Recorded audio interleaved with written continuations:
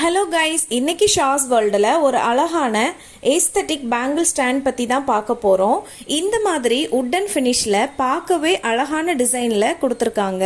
Receive பண்ணும்போது இந்த மாதிரி 3 பார்ட்ஸாக தான் இருக்கும். நாம தான் அசம்பிள் பண்ணிக்கணும். ஃபர்ஸ்ட் இந்த பிக்கர் சைஸ் ஸ்டாண்டில் அந்த லாங் உட்டன் ஸ்டிக் ஃபிட் பண்ணிக்கலாம்.